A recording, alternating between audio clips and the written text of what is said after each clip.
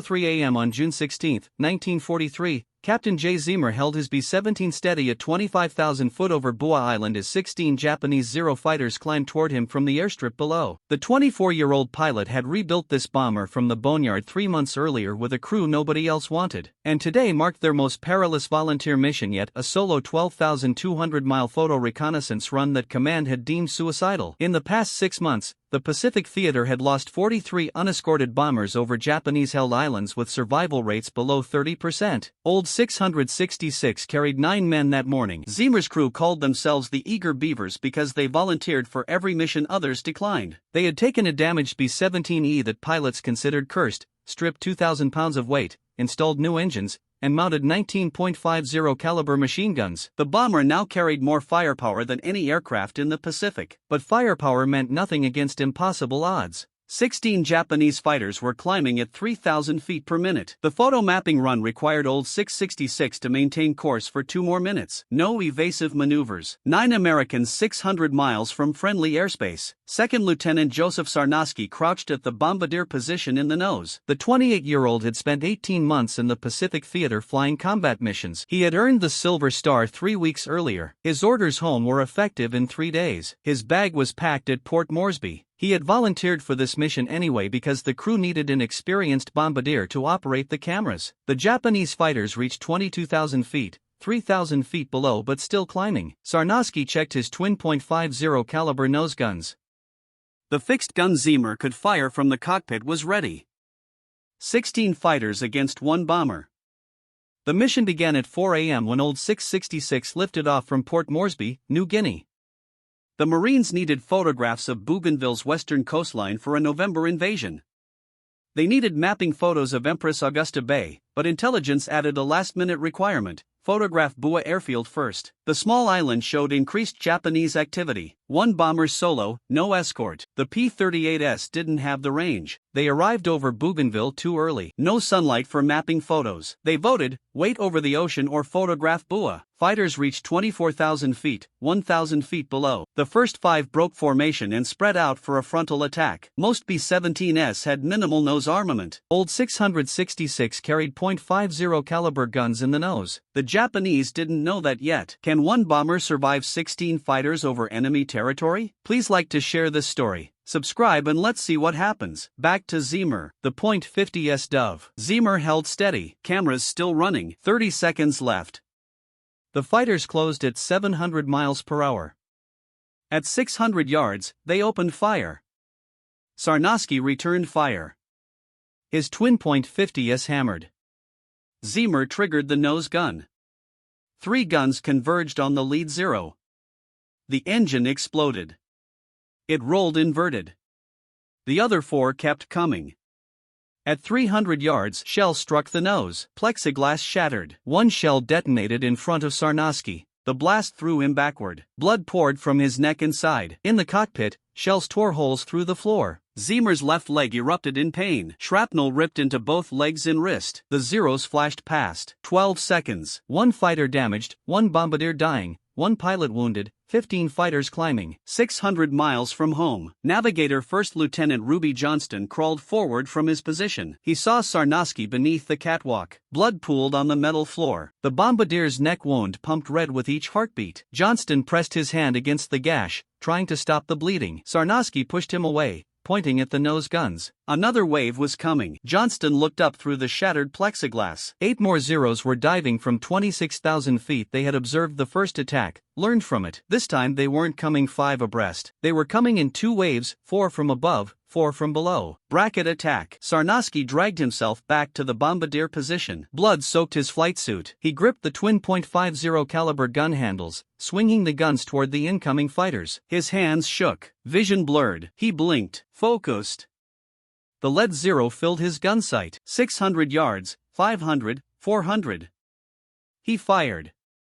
The twin .50s roared. Tracers streaked up the Zero's nose. The fighter's canopy exploded. Glass and aluminum fragments spiraled away. The Zero rolled right and dived, smoking. Sarnosky shifted aim to the second fighter, firing again. Rounds punched through the engine cowling. The Zero's propeller stopped. It fell away. In the cockpit, Zemer fought to control the aircraft. His left rudder pedal was gone, destroyed by a 20mm shell. Blood filled his left boot. The leg wound was deep. Bone protruded through torn flight suit fabric. His right wrist bled where shrapnel sliced through. He could not feel his fingers properly. The control yoke felt slick with blood, but he held course. The cameras were still running. The mapping photos of Empress Augusta Bay were critical. The Marines needed them. Without these photos, the November invasion would go in blind. Men would die on beaches they could not see from intelligence photographs. He held steady. The 4 Zeros attacking from below came in at 19,000 feet. Ball turret gunner Staff Sergeant Forrest Dillman tracked them through his gun sight. The ball turret hung beneath the B-17's fuselage, a cramped sphere of plexiglass and steel. Dillman was 5 feet 4 inches, small enough to fit. He had been manning this position for 6 months, flown 32 missions, never seen an attack like this. 4 fighters coming straight up from below. Most bombers couldn't defend the belly. Old 666 could. Dillman opened fire at 400 yards. His twin .50s hammered. The lead Zero pulled up hard, trying to break Dillman's aim. Rounds tore up the Zero's belly. The fuel tank erupted an orange fireball at 18,000 feet. The other 3 scattered. The mapping run was complete. Zemer banked left, turning southwest, heading for Bougainville's western coastline, the main objective. 13 Japanese fighters remained, regrouping. Sarnosky slumped over his guns. Navigator Johnston checked for a pulse, found none. The bombardier had kept firing for 4 minutes after the mortal wound. Johnston pulled the body away from the guns and took his position. Old 666 needed every gunner. Oxygen pressure gauges in the cockpit dropped to 0. The yellow oxygen tanks behind the cockpit had exploded when the 20mm shells hit. Every crew member now depended on small personal bottles. At 25,000 feet, those bottles lasted maybe 10 minutes. After that, hypoxia would set in, confusion, loss of coordination, unconsciousness, death. Zemer had a choice: descend below 10,000 feet where men could breathe without oxygen, or remain high and risk passing out. He chose to descend, but not yet. The cameras needed 3 more minutes to complete the Bougainville coastal mapping. 3 minutes at altitude without oxygen. Co-pilot, 2nd Lieutenant John Britton, came to as well. He had been knocked unconscious when the first shell hit the cockpit. Blood ran down the back of his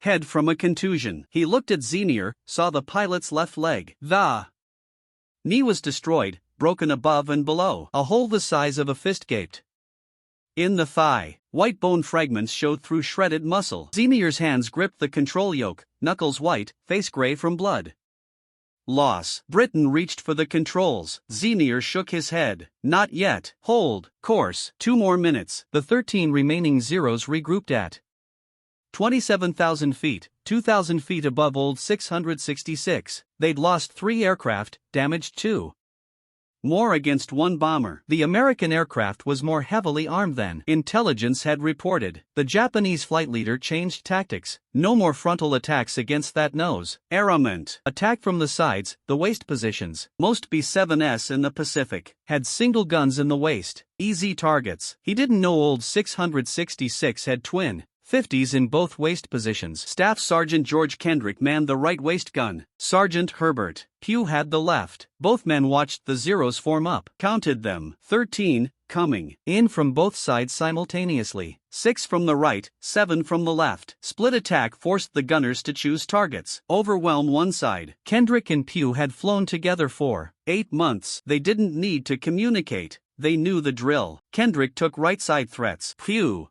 took left. When fighters crossed over, they'd hand off targets. The Zeros dove. Kendrick opened fire at 500 yards. His twin 50s tracked the lead Zero on the right. Tracers converged. The Zero's wing route erupted. Fuel sprayed. The fighter rolled away, trailing fire. Kendrick shifted to the second fighter. Fired. Missed. The Zero was jinking. Hard to track. He led the target. Fired again. Rounds walked across the Zero's fuselage. Cockpit glass shattered. The fighter snap rolled left. Out of control. 2 down on the right side. 4 still coming. On the left, Pugh engaged his 7 targets. The first Zero came in fast. Too fast. Pugh held fire. Waited. The Zero's guns flashed. Rounds punched through Old 660's fuselage. Pugh didn't flinch. He tracked the fighter. Let it fired at 300 yards. The Zero flew through his stream of fire. Engine smoking. It pulled up, disappeared above. The cameras clicked off. Mapping complete. Zenier shoved the control yoke forward. Old 660's nose dropped. The altimeter unwound. 24,000, 22,000, 20,000. The dive was steep. Necessary. The crew needed oxygen,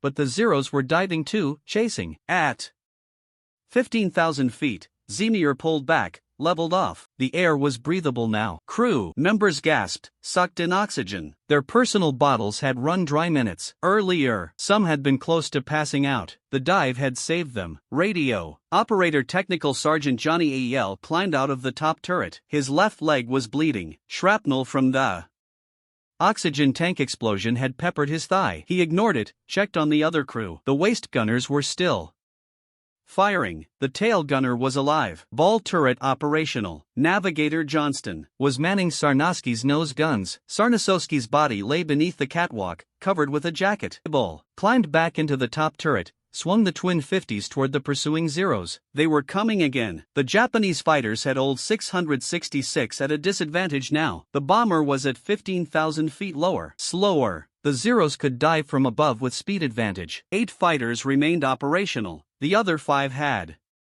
been damaged or destroyed, but 8 was still enough. The flight leader organized them into 2 4-ship elements. One element would attack from the rear quarter, the other from the front quarter. Force the bomber to defend 2 directions IIM simultaneously. Classic Pinzer. It usually worked. Tail gunner staff. Sergeant William Vaughn saw them coming. 4 Zeros in trail formation. Diving. From his 6 o'clock high position, they'd approach from behind and above, attack the tail, then pull up and away before the nose guns could engage. Standard tactic. Vaughn had seen it 30 times. He swung his twin 50s up, elevated the guns to maximum angle, waited. The Zeros opened fire at 600 yards, too far. Rounds fell short. Vaughn held his fire. Saved ammunition. 500 yards, 400. The Zeros were committed now. Couldn't break off. Van fired. Both 50s hammered. The lead Zero took hits across the engine. Smoke poured. It pulled up hard. Stalled, fell away, spinning. The other 3 scattered. The front element attacked simultaneously. 4 Zeros diving at the nose from 10 o'clock high. Johnston saw them, swung Sarnowski's guns. The twin 50s were still warm from the last engagement, still loaded. He fired at 500 yards, walked tracers toward the lead fighter. Missed. The Zero was fast, closing at 400 miles per hour. Johnston adjusted, led the target more. Fired again. Hits. The Zeros cowling. Shredded. Pieces flew back. Hit the canopy. The fighter pulled up trailing. Smoke. Old 666 shook from hits. 20mm shells punched through the left wing. Hydraulic fluid sprayed. The number 2 engine coughed. Ran rough.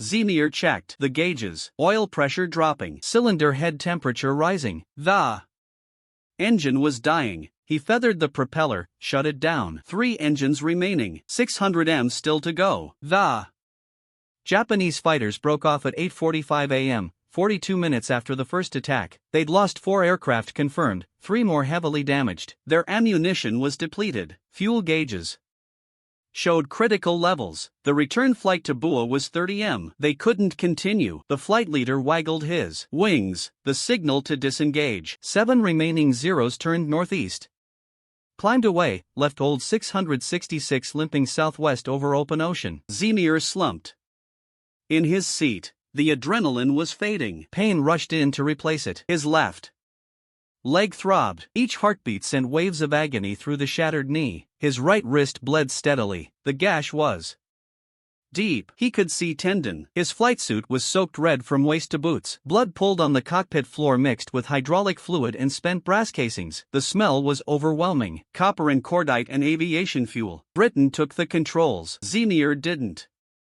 resist this time. He leaned back, closed his eyes, stayed conscious through will. Alone. Behind the cockpit, the crew assessed damage. Old 666 had taken 187 bullet holes, 5 20mm cannon strikes. The nose plexiglass was gone. Wind screamed through the opening. The oxygen system was destroyed. Number 2 engine was shut down. Hydraulics were leaking. The radio was dead. Hit during the first attack. They couldn't call for help. Couldn't request emergency landing clearance. They were on their own. Port Moresby was still 500 m southwest. 2 hours of flying time at reduced speed on 3 engines. Abel and Kendrick worked on Zemir's leg. They'd pulled the first aid kit from its mount, found sulfa powder in bandages. The wound was too severe for field medicine. Bone was shattered. Arteries were severed. They packed the wound with gauze, wrapped it Tight, applied pressure, slowed the bleeding. That was all they could do. Zemir needed a surgeon. Soon or he'd bleed out before they reached land. His pulse was weak, skin pale, lips blue. Shock was setting in. Johnston remained at the nose guns, scanning the sky for more fighters. The Japanese might send a second wave. Fresh aircraft from Rabaul. It would take them 90 minutes to reach this area. Old 666 would be vulnerable the entire flight. Back, no radio, one engine down, wounded crew, easy target. But the fighters never came. The sky remained empty, just clouds and ocean below. The bomber droned southwest alone. At 9:30 a.m., Britain spotted the New Guinea coastline. Land. They'd made it across the Solomon Sea, but Port Moresby was still 200 miles inland over mountains, through weather. Old 666 was losing altitude. The three remaining engines couldn't maintain 15,000 feet. They were down to 12,000 now. Sinking slowly. The mountains ahead were 7,000 feet high. They'd cleared them. Barely. Zemir opened his eyes. He didn't remember closing them. Britain was still flying. The coastline was behind them now. Jungle below, mountains ahead. The Owen Stanley Range. 7,000 feet of rock and trees between Old 666 and home. Zemir checked the altimeter. 11,500 feet dropping. He looked at the engine gauges. Number 2 was still feathered, dead. Number 1 was running hot. Cylinder head temperature in the red. Oil pressure fluctuating. That engine wouldn't last much longer. If it failed, they'd have 2 engines. Not enough power to clear the mountains. They'd have to ditch in the jungle. Nobody survived jungle crashes. The weather closed in at 10,000 feet. Clouds wrapped around the bomber. Visibility dropped to 0. Britain was flying on instruments. Compass heading, airspeed, altitude, rate of climb. The bomber shuddered. Through turbulence. Rain hammered the fuselage. Lightning flashed in the clouds. Thunder rolled. Old 666 descended through 9,000 feet. The mountains were somewhere ahead in the clouds. Britain couldn't see them. He flew the heading, trusted the compass, hoped the mountains were behind them. At 9,500 feet, they broke through the clouds. Clear air below, mountains all around. The Owen Stanleys, jagged peaks covered in jungle. Old 666 was in a valley. Mountains rose on both sides, higher than the bomber. Britain banked right, followed the valley southwest, looking for a pass through the range. The altimeter read 9,000 feet now, still dropping. Number 1 engine was failing. Temperature gauge pegged. The engine was cooking itself. Britain reduced power, babied it, tried to keep it running. They needed every bit of thrust. Kindred came forward, told Britain about Zemir. The pilot was unconscious, pulse barely detectable, breathing shallow. He'd lost too much blood. Hours had passed since the wound. The bandages were soaked through. Nothing more they could do. Zemir needed blood transfusions, surgery. They had minutes, maybe less. Britain pushed the throttles forward, risked the engines. Speed was more important than caution now. The valley opened ahead. Port Moresby lay beyond the next ridge, 30 m. Britain climbed. Aimed for the lowest saddle between peaks, 8,000 feet. Old 666 struggled upward at 700 feet per minute climb rate. Normally, it climbed at 1,000 feet per minute. The damaged bomber was at its limit. The ridge approached. Old 666 cleared it by 300 feet. Trees flashed below. Then the valley opened. Port Moresby appeared ahead. 7,000-foot airstrip.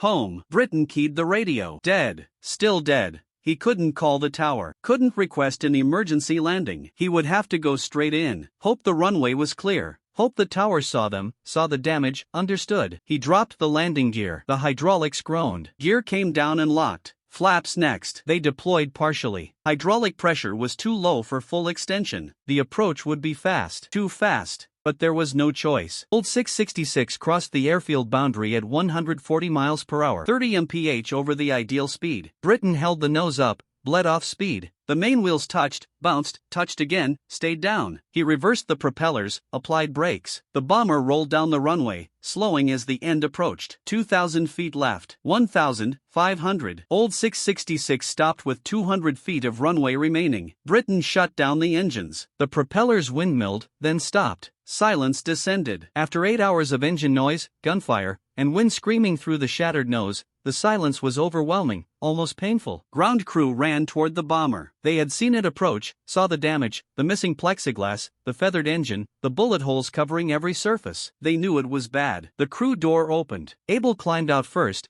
then Kendrick, Pugh, Vaughn, Dillman, Johnston. 6 men, still moving, still alive, blood-soaked, exhausted, but alive. The ground crew chief climbed aboard, looked inside, saw the blood pooled on the cockpit floor, saw Ziemer slumped in the pilot seat, saw the covered body beneath the catwalk in the nose. He climbed back out quickly, told the medics waiting below, "Get the pilot last. He's dead." The medics carried Ziemer out on a stretcher. His face was gray, lips blue. No visible movement. Britain climbed down behind them, grabbed the lead medic's arm, said, "The pilot's not dead. Check him." The medic stopped, set the stretcher down, checked for pulse, found one, weak, thread-like, barely there, but present. They ran for the ambulance, loaded Ziemer, drove to the field hospital at full speed, wheels throwing up dust. The doctors gave him 1 chance in 10, maybe less. He had lost more than half his blood volume, both legs shattered, multiple fractures above and below the left knee, right wrist tendon severed, dozens of shrapnel wounds across both arms and torso. Severe shock. His body temperature had dropped to 94 degrees. They started transfusions immediately, 4 units, then 6, then 8. Began surgery, worked 6 hours straight, reconstructed the knee, repaired the arteries, saved his life. Johnston led the ground crew to Sarnowski's body. They carried it out carefully, respectfully, laid it on a stretcher, covered it with a clean sheet. The bombardier had died at his guns, kept fighting with a mortal wound, shot down 2 Zeros after a blast that should have killed him instantly when his neck was torn open. After his side was ripped apart, he crawled back to his position, fired until his heart stopped. Saved the mission, saved the crew, protected the nose while dying. He was supposed to go home in 3 days, back to Pennsylvania, back to his wife Marie, back to his family of 17 siblings. Now he was going home in a casket, a hero, but dead. The ground crew chief walked around old 666, slowly counted the damage methodically. 187 bullet holes, 5 20mm cannon strikes, each capable of destroying a fighter. Nose completely destroyed. Oxygen system destroyed. Radio destroyed. Number 2 engine destroyed. Hydraulics severely damaged. Flight controls damaged. Left wing spar cracked. Tail section peppered with holes. He looked at the surviving crew members. Asked, "How many fighters attacked you?" Britain said, 16, maybe 17. They came in waves. The crew chief shook his head. Didn't believe it. Nobody could survive 16 fighters alone. Not possible. He climbed inside the bomber, saw the blood covering every surface, saw the thousands of spent brass casings rolling across the floor, saw the torn metal, shattered instruments, and destroyed equipment. He believed it then. He had never seen anything like it. In 18 months in the Pacific Theater, he had never seen a bomber take this much damage and survive. The photographs old 666 captured that day were developed within hours. Intelligence officers studied them carefully. The Bua airfield photos showed 16 aircraft on the ground, confirming the Japanese buildup. The Bougainville coastal mapping photos were perfect. Every beach, every reef, every approach to Empress Augusta Bay, exactly what the Marines needed. On November 1, 1943, 4 months after Ziemer's mission, the 3rd Marine Division landed at Empress Augusta Bay. They used the photos from old 666 to plan every detail: landing zones, approach routes, defensive positions. The invasion succeeded. American forces secured Bougainville. The photos captured by a dying bombardier and a bleeding pilot saved hundreds of Marine lives, maybe thousands. Ziemer spent 15 months in hospitals, 7 surgeries on his left leg, 3 on his right wrist, physical therapy for a year. He learned to walk again, slowly and painfully. The knee never healed properly. He walked with a limp for the rest of his life, but he lived. On January 16, 1944, 7 months after the mission, General Henry Arnold presented Ziemer with the Medal of Honor in a ceremony at Walter Reed Hospital. Ziemer was still in a wheelchair, still recovering. His parents stood beside him. His mother cried. His father saluted. 2 weeks earlier, on December 17, 1943, Sarnowski had been awarded the Medal of Honor posthumously. His widow, Marie, received it at a ceremony in Pennsylvania. She held the medal, looked at it, then gave it to Sarnowski's parents. They placed it in a glass case next to his Silver Star, next to his Air Medal, next to a photograph of their son in his bombardier uniform, smiling, alive. The other 7 crew members received the Distinguished Service Cross, second only to the Medal of Honor: Britton, Johnston, Abel, Kendrick, Pugh, Vaughn, Dillman, 7 men in total. It remains the most highly decorated single air mission in American history. 9 men, 2 Medals of Honor, 7 Distinguished Service Crosses, 5 Purple Hearts. No other crew has ever been honored like this. Not before, not since. Old 666 was repaired, returned to service, flew 18 more missions, then retired in March 1944, flown back to the United States, used as a training aircraft, and finally scrapped in August 1945. The nose plexiglass was never fully fixed. Crews who flew it later said they could still see bullet holes patched with aluminum, still see the bloodstains on the floor. The bomber had become a legend. Ziemer survived the war, returned to MIT, earned a master's degree in aeronautical engineering, worked in the aerospace industry for 30 years, married, had children, retired to Booth Bay Harbor, Maine, the place where he had spent summers as a child, building boats, sailing. He died on March 22, 2007, age 88. He was buried at Arlington National Cemetery with full military honors, Section 34, Grave 809. A headstone reads, Lieutenant Colonel J. Ziemer Jr., Medal of Honor, Old 666. That's the story of the cursed bomber that became the most decorated aircraft in American history. The crew that volunteered for a suicide mission. The pilot who flew 8 hours with shattered legs. The bombardier who died at his guns. If this story moved you, please hit that like button. It helps us share these forgotten heroes with more people who need to hear their story. Subscribe so you never miss another story like this. Drop a comment below and tell us where you're watching from. We read every single one. Thanks for keeping these memories alive. We'll see you in the next.